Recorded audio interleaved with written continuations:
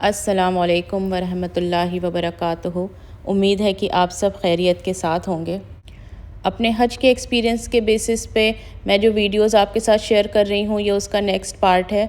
Last वाले vlog में मैंने शेयर किया था कि जब हम लोग हज के लिए तैयारी करते हैं तो किस तरह से पैकिंग करनी होती है, क्या तैयारियाँ करनी होती हैं।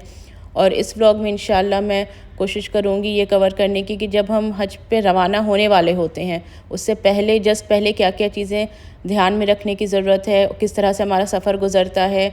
और जो पहले ही जो हमें पहुंच के सबसे पहला अरकान जो कि हमारा उम्रा होता है वो किस तरह से किया जाता है। तो उम्मीद है कि पिछले वीडियोस की तरह ये वीडियो भी आपके लिए थोड़ा हेल्पफुल साबित होगा। जिस दिन हम लोगों को अपने हज के सफ़र के लिए रवाना होना होता है उससे पहले हम लोगों को फ़िज़िकली और मेंटली बहुत ही स्ट्रेस फ्री रहने की ज़रूरत है। तो सबसे इम्पॉर्टेंट तो ये है कि आपकी जो भी पैकिंग है वो आप कम से कम 1-2 दिन पहले पूरी तरह से उसको फ़िनिश कर लीजिए। पहले ही आप अपनी चेकलिस्ट बना लीजिए कि आपको क्या क्या लेके जाना है। अपनी आप 100% पैकिंग 1-2 दिन पहले बिल्कुल कंप्लीट कर लीजिए। बस आपको वो उठा के आपको एयरपोर्ट जाना हो 1-2 दिन पहले आपकी इस तरह से पैकिंग हो जानी चाहिए। और आप जिनसे आपको मिलना है, ज़ाहिर है उस दौरान बहुत मिलने वाले आते हैं और हमें भी जाना होता है कुछ लोगों से मिलने। तो कोशिश कीजिए कि वो भी 1-2 दिन पहले आप कर लीजिए, क्योंकि ये जो जर्नी होती है हज की ये बहुत लंबी होती है, बहुत तवील होती है। आप एक बार जब अपने घर से निकलेंगे तो उसके बाद आपको आराम करने का मौका बहुत घंटों के बाद ही मिलेगा। हम लोगों के लिए वो जर्नी आप समझ लीजिए कि जब हम लोग अपने घर से निकले और फाइनली हम लोगों को अपने होटल रूम में जाने का जो सोने का मौका मिला वो अराउंड 26 टू 27 आवर्स के बाद था।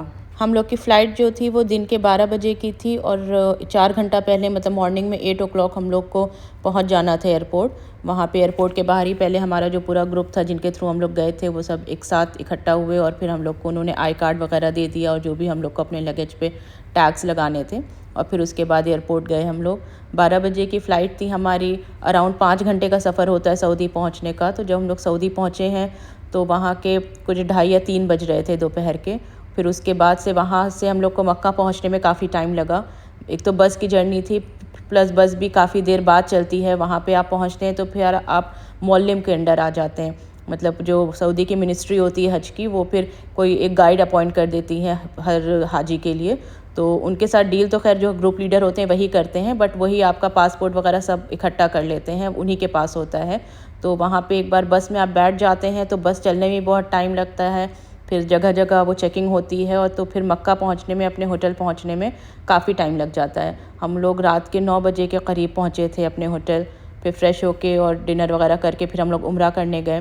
फिर उम्रा ख़त्म होते होते हम लोग की फ़जर का वक्त हो गया था। फिर फ़जर पढ़ के और वहाँ से वापस आते आते मतलब कि 25-26 घंटे जो है हम लोग के हो गए थे कि जब हम लोग अपने घर से निकले और फाइनली फिर हम लोग को अपने होटल रूम में आके आराम करने का मौका मिला था।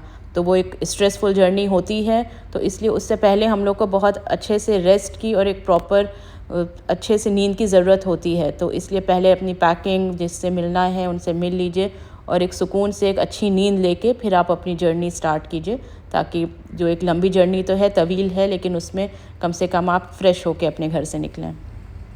जब आप एयरपोर्ट के लिए अपने घर से निकलें तो बेहतर है कि जो मर्द हजरात हैं वो अपने एहराम के जो कपड़े हैं, जो वाइट शॉल टाइप के कपड़े होते हैं जो मर्दों के लिए स्पेसिफ़िक होते हैं, वो घर से ही पहन के जाएं। वैसे तो आप एयरपोर्ट पे और एयरक्राफ्ट में भी चेंज कर सकते हैं, लेकिन बेहतर होता है कि आप घर से ही उस तैयारी से जाएं।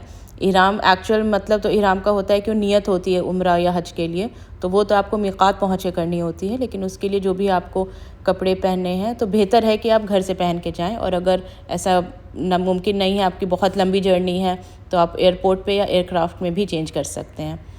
और इसके अलावा जब आप निकलने लगें तो उससे पहले अपने जो भी इम्पॉर्टेंट डॉक्यूमेंट्स हैं वो लास्ट मोमेंट चेक ज़रूर कर लीजिए। आपका पासपोर्ट, वीज़ा और हेल्थ कार्ड जो भी आपको ऊपर रखना है वो सब एकदम अपडेट हो और सब ऊपर रखा हो। अपना पासपोर्ट, वीज़ा और हेल्थ कार्ड जैसे इंपॉर्टेंट डॉक्यूमेंट्स आप अपने बैकपैक या स्लिंग बैग में ही रखिएगा, ताकि आप एयरपोर्ट पहुंच के उसको फ़ौरन ही उससे जल्दी से आसानी से निकाल सकें। कोशिश करें कि जब आप अपना प्लेन बोर्ड करने वाले हैं उससे पहले वज़ू बना लें, क्योंकि जर्नी लंबी होती है और हो सकता है कि आपको 1-2 वक्त की नमाज़ एयरक्राफ्ट में ही अदा करनी पड़े। कुछ एयरलाइंस जैसे हम लोग सऊदी एयरलाइंस से गए थे तो उसमें तो थोड़ा सा स्पेस रहता है जहाँ आप नमाज़ पढ़ सकते हैं, स्पेशली जेंट्स तो जाके पढ़ ही सकते हैं। तो अगर वज़ू रहेगा तो आप इजीली नमाज़ अदा कर सकते हैं उस पर, क्योंकि उसके तो वॉशरूम्स वगैरह बहुत छोटे होते हैं, वज़ू करना इतना आसान नहीं होता है। तो अगर पॉसिबल हो तो आप जो है वज़ू बना के उसके बाद अपनी बोर्डिंग करिए। जब हमारा एयरक्राफ्ट मीक़ात के ऊपर से क्रॉस करने वाला होता है तो उससे अराउंड आधे घंटे पहले ही अनाउंसमेंट स्टार्ट हो जाता है कि मीक़ात आने वाला है और आप अपने वहाँ पे पहुँचकर आपको नियत करना है कि उम्रा की। और जब उस नियत में आ जाते हैं, इहराम में आ जाते हैं, तो फिर सारे इहराम की पाबंदियाँ लागू हो जाती हैं और उसके बाद उम्रा करने के बाद से ही फिर आप इहराम से एग्ज़िट होते हैं। तो वहाँ पे कोशिश करिए कि उस टाइम पे आप सोएं नहीं, और जब वहाँ पे अनाउंसमेंट हो कि अब मीक़ात आ गया है तो आप उसके लिए नियत कर लें, और आपके ऊपर उसी टाइम से इहराम की सारी पाबंदियाँ लागू हो जाएंगी। मीक़ात एक्चुअली मक्का के बाहर की वो बाउंड्रीज़ होती हैं, वो डेजिग्नेटेड प्लेसेस हैं कि जहाँ पे आपको जब भी आपको उम्रा करना है तो पहले वहाँ जाना है, नियत करनी है, और फिर आप आके उम्रा करेंगे मस्जिदुल हराम में। और मीक़ात से ही इंटेंशन के बाद हम लोग को तलबिया पढ़ना स्टार्ट कर देना होता है, और वो तलबिया ज़्यादा से ज़्यादा पढ़ना होता है जब तक कि हम हरम शरीफ ना पहुंच जाएं, अपना उम्रा ना स्टार्ट कर दें। उम्रा का जो भी हमारे अरकान हैं तब तक हम लोग को वो तलबिया पढ़ते रहना होता है। और तो जैसे ही वो मीक़ात का अनाउंसमेंट हो जाए, आपका नियत हो जाए, आप ये तलबिया पढ़ना स्टार्ट कर दें। यहाँ पर रेफरेंस के लिए हमने तलबिया में जो पढ़ते हैं, जो अल्फाज अदा करते हैं, वो लगा भी दिए हैं, जो कि है लब्बैक अल्लाहुम्मा लब्बैक लब्बैक ला शरीका लक लब्बैक इन्नल हम्द वन्निमत लक वल मुल्क ला शरीका लक। तो ये अल्फाज हमें जो कि तलबिया कहे जाते हैं, ये अपने उम्रा के अरकान जो कि हज अस्वद से पहुँच के जो अरकान स्टार्ट होते हैं उससे पहले तक ये पढ़ते रहना होता है। अगर हज के लिए हम पहले मक्का जा रहे हैं तो मक्का पहुंचने के लिए सबसे पहले हमारे जो फ़्लाइट लैंड होती है वो जद्दा एयरपोर्ट पर ही होती है, फिर जद्दा से मक्का बाई रोड जाना होता है। तो बहुत से लोग ऐसे होंगे जो पहली बार इंटरनेशनल ट्रैवलिंग कर रहे होंगे, जिनको पता नहीं होगा कि एयरपोर्ट पे किस तरह से चीज़ें होती हैं, तो उनके को भी परेशान होने की कोई ज़रूरत नहीं है। बस आप अपने ग्रुप के साथ रहिएगा, आपका ग्रुप लीडर जो आपको आईडी प्रोवाइड करेगा उसको अपने पास रखिएगा, पहन लीजिएगा उसको, और वहाँ पे वॉलंटियर्स होते हैं जो आपको जो है गाइड करते रहेंगे कि अब आपको कहाँ जाना है। तो उनको फॉलो करिए और आराम से के साथ आपका इमिग्रेशन वगैरह हो जाएगा, जिसमें आपका पासपोर्ट चेक होता है, वीज़ा चेक होता है। तो और उसके बाद फिर आप जाएंगे, आप अपना लगेज कलेक्ट करेंगे। और जब हम लगेज लेके बाहर निकलने लगते हैं एयरपोर्ट से, तो कभी कभी उनका एक कस्टम चेक होता है, मतलब एक वो किसी ऐसी रैंडमली किसी को बुला लेते हैं कि आइए आपका लगेज चेक होगा। तो ऐसे वक्त में कुछ पैनिक होने की ज़रूरत नहीं है, परेशान होने की ज़रूरत नहीं है, वो उनका एक रैंडमली एक रूटीन चेक होता है, तो उसको आप करवा लीजिए और फिर आप बाहर निकल जाइए। और अपने ग्रुप को फॉलो करते रहिए, आपके जो ग्रुप ऑर्गेनाइज़र हैं उनके साथ ही रहिए, क्योंकि बाहर बहुत सारी बसेस होती हैं, एक जैसी बसेस होती हैं। तो आपको किस बस तक जाना है वो आप अपने ग्रुप के साथ रहेंगे, आपको जो ग्रुप लीडर होगा वही लेकर जाएगा, जो आपका मुअल्लिम होगा उसकी बस तक। तो आप अपने ग्रुप को फॉलो करें, अपने ग्रुप लीडर को फॉलो करें, इंशाल्लाह कोई भी दिक्कत नहीं होगी आपको एयरपोर्ट से बाहर निकलने में। जब आप अपनी बस तक पहुंच जाएंगे तो फिर बस का जो सफ़र है वो काफ़ी लंबा होता है। हम लोगों को जितना टाइम लखनऊ से जद्दा पहुंचने में लगा था, उससे ज़्यादा टाइम हम लोग को जद्दा से मक्का पहुंचने में लगा था, क्योंकि पहले बस पे बैठने के बाद बस चलती ही बहुत देर से है, 1-2 घंटे बाद से, क्योंकि वहाँ मुअल्लिम आपका पासपोर्ट वगैरह अपने पास कलेक्ट करता है, जो पासपोर्ट फिर आपको जब आप वापसी होती है तब फिर जद्दा एयरपोर्ट पर आपको मिलेगा। तो वहाँ पे भी आपका पासपोर्ट सब मुअल्लिम के पास जाएगा, सब चेकिंग होगी कि जितने पासपोर्ट हैं सब लोग हैं कि नहीं, तो उन सब प्रोसेस में सारा काफ़ी टाइम लग जाता है। और आपका जो सामान होगा वो आपका जो बस में लगेज का एरिया होता है उसमें नीचे चला जाता है। तो आप अपना एक बैग ऊपर ही रखिएगा, ख़ास करके जिसमें आपका मोबाइल हो, चार्जर हो, और ख़ास करके इसमें थोड़ा पानी और ड्राई स्नैक्स ज़रूर होना चाहिए, क्योंकि वो यहाँ बहुत काम आता है। बस कहीं भी ऐसी जगह नहीं रुकती है कि जहाँ आपको खाना पीना मिल सके, तो वो आपकी इस लंबी जर्नी में आपको सहूलत रहती है। तो आप अपने ड्राई स्नैक्स और अपना वाटर जो है अपने साथ ही रखिएगा। बस में आप अपने कंफर्ट के हिसाब से सीट ले लीजिएगा, और कोशिश करें कि अगर आपको रास्ते में नींद आ जाती है सफ़र के दौरान, तो प्लेन में और फिर बस में भी एक छोटी सी नींद ले लीजिएगा, क्योंकि फिर प्रॉपर आराम करने को तो मिलेगा उम्रा के बाद, जो कि काफ़ी टाइम टेकन होता है। तो अगर उस दौरान आप सो सकें तो बेहतर है, आपकी बॉडी को रेस्ट मिल जाएगा।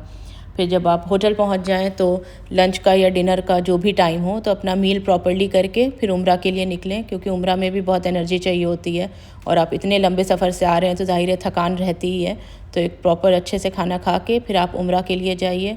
और उम्रा के दौरान कोशिश करिए कि आप अपने ग्रुप के ही साथ रहें। वैसे तो वहाँ बहुत भीड़ होती है, लोग अलग हो ही जाते हैं, लेकिन जो भी आपके फैमिली मेम्बर्स हैं तो कोशिश करें कि फैमिली मेम्बर सब एक साथ ही रहें और इजीली इंशाअल्लाह ताला आपका उम्रा अल्लाह ताला कंप्लीट करवाएं आपको। मक्का पहुंच के हमें सबसे पहले उम्रा करना होता है, तो यहाँ पे उम्रा का मैं एक ब्रीफ डिस्क्रिप्शन आपको दे देती हूँ। वैसे उम्रा और हज दोनों के सभी अरकान से रिलेटेड बहुत अच्छे अच्छे स्कॉलर्स के वीडियोस अवेलेबल हैं, तो आप उनको ज़रूर रेफ़र करें, उनसे आपको बहुत अच्छी इंसाइट भी मिलेगी और बहुत मालूमात भी मिल जाएगी उनसे आपको। यहाँ पे मैं उसके उम्रा के एसेंशियल स्टेप्स बता देती हूँ कि सबसे पहले तो हमें गुस्ल करके अपने आप को एक स्टेट ऑफ प्योरिटी में लेकर आना है कि अपना पूरा बदन पाक करना है। और उसके बाद जो मर्द हजरात होते हैं उनके लिए तो डेजिग्नेटेड क्लोथिंग होती है, जिसमें वो वाइट जो चादर टाइप का होता है वो एक उनको वेस्ट से बांधना होता है और एक उनको अपने कंधे पे लेना होता है और उम्रा फिनिश होने तक उनको उसी कपड़े में रहना होता है। और औरतों के लिए किसी भी तरह के कलर की या कपड़े की पाबंदी नहीं है, वो कुछ भी पहन सकती हैं, कोई भी कलर पहन सकती हैं। बस ख्याल ये रखना है कि झलकने वाला ना हो और उनकी पूरी बॉडी कवर रहे। और वो औरतें जो पाकीज़गी की हालत में नहीं हैं, मतलब पाक नहीं हैं, आप पीरियड के दौरान हैं या पोस्टनेटल ब्लीडिंग है, तो उसमें भी हज और उम्रा कर सकते हैं दोनों। और उसमें भी आपको इसी तरह से तैयारी करनी है कि अच्छे से गुस्ल करके एक साफ़ सुथरे कपड़े पहन लें। बस पाबंदी ये होती है कि उसमें हम तवाफ़ नहीं कर सकते, तो जब हम प्योरिटी की स्टेट में आ जाएं तो उसके बाद फिर तवाफ़ कर सकते हैं। और तो इसमें कोई परेशान होने की बात नहीं है, अगर आप पाक नहीं हैं आपका हज और उम्रा दोनों ही एक्सेप्टेबल रहेगा। आप अपने घर से ही या जहाँ भी आपका क़याम है एयरपोर्ट जाने से पहले वहीं से अच्छे से गुस्ल करके अपने उम्रा के जो आपको कपड़े पहनने हैं और नमाज़ पढ़ के आप एयरपोर्ट के लिए निकलें। और फिर जब आप मीक़ात पे पहुँचेंगे तो प्लेन में ही अनाउंसमेंट हो जाता है कि जब आपको नियत करना है कि एक्चुअल जब आप इहराम की स्टेट में आएंगे जो कि नियत होती है, तो वहाँ पे फिर आपको मीक़ात पे नियत करके वहाँ से फिर तलबिया पढ़ना हम लोग को स्टार्ट कर देना होता है। उम्रा और हज के दौरान ऐसी बहुत सी मसनून दुआएं होती हैं कि जिनको आपको पढ़ना होता है। जैसे जब हम पहली बार मस्जिदुल हराम में एंटर करेंगे तो कौन सी दुआ पढ़ना है, या जब हम अपना उम्रा स्टार्ट करते हैं तो हजर अस्वद के पास जाके क्या पढ़ना है, कौन कौन सी दुआएं हम तवाफ़ के दौरान पढ़ सकते हैं, या रुकन यमनी पे जब आते हैं तो हमें एक पर्टिकुलर दुआ पढ़नी होती है, सफ़ा मरवा की दुआएं होती हैं। तो आप या तो एक पेपर पे उन सारी दुआओं को नोट कर लीजिए या फिर अपने कंप्यूटर या लैपटॉप पे उन दुआओं को एक पेज पे करके उसका प्रिंट आउट निकाल लीजिए। और आपके फैमिली में जितने भी लोग हैं वो सब लोग एक एक प्रिंट आउट अपना ऊपर ही किसी बैग में रखें कि जहाँ भी आपको ज़रूरत हो फ़ौरन ही वो आप पेपर निकाल के वो अपनी दुआ पढ़ लीजिए। सबसे अच्छा तो ये है कि आप पहले से ही वो दुआएं याद कर लीजिए, क्योंकि इतनी भीड़ में बार बार पेपर निकाल के पढ़ना बहुत इजी नहीं होता है, लेकिन उसके बावजूद आप अपना प्रिंट आउट ज़रूर अपने साथ रखें, क्योंकि वो बहुत हेल्पफुल होता है आपको दुआएं याद करने के लिए, दुआएं पढ़ने के लिए उस दौरान। उम्रा का जो सबसे पहला अरकान होता है वो होता है तवाफ़, जो कि हमें काबतुल्लाह या काबा शरीफ के इर्द गिर्द 7 बार करना होता है, मतलब 7 चक्कर लगाने होते हैं काबा शरीफ के।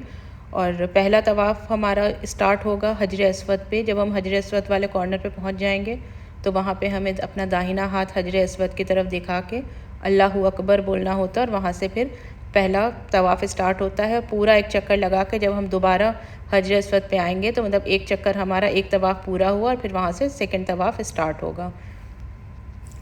तवाफ़ के दौरान आप दुआएं पढ़ सकते हैं, कुरान की आयतें पढ़ सकते हैं या दुरूद शरीफ पढ़ सकते हैं जिसकी बहुत फ़जीलत होती है। और साथ ही साथ आप बहुत सारी दुआएं भी मांग सकते हैं, क्योंकि बेशक वो जगह दुआओं की कबूलियत का बेहतरीन मकाम होता है, तो बेशक वहाँ पे अल्लाह ताला से दिल खोल के दुआएं मांगनी चाहिए तवाफ़ के दौरान।